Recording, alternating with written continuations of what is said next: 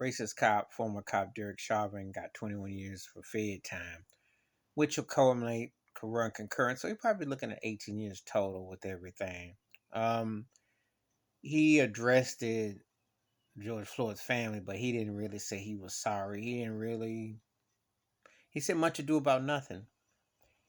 And he only sorry he got caught. And he's only sorry that during pandemic life when people were locked in, that he was caught on camera with the whole nine. Believe me, if there wasn't for that camera and that young girl holding that camera, and they didn't push it, he would still be walking. You know, the cold reality is that there really isn't any sense of any change. I mean, so much for the George Floyd Act, so much for like the changes. You see with Jalen and Akron, Ohio, what's going on. You see all this stuff still happening. I mean, really, what has changed? It was like a moment in time, and then what?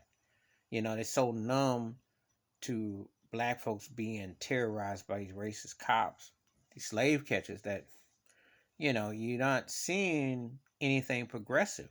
And so, yeah, they give you one cop out of how many? There are a lot more Derek Chauvins out there. And it's not just about the police brutality, it's the mindset that gets allowed to manifest. Because I said this before, and I'll say this again: the police work for the people, not the other way around. And black folks are American citizens who pay taxes, and you're served to protect, not served to neglect. So he was smug. He's been consistent with how he's been. He don't really see anything. I saw Floyd's George Floyd's brother was trying to hope to get something out of him. I said, "You ain't gonna get nothing out of him. He a white supremacist." You know, he just said he got caught. He don't really value black life, and he really don't think much about black people because they get taught that. They get taught that. And this cat's no different than the white cat in Harlan or Chicago. I call it Chicago. No different than the Buffalo Killer, Dylan Roof. They're all about cut from the same cloth because the white supremacist is in all forms of life, and it ain't got no love for no black folk.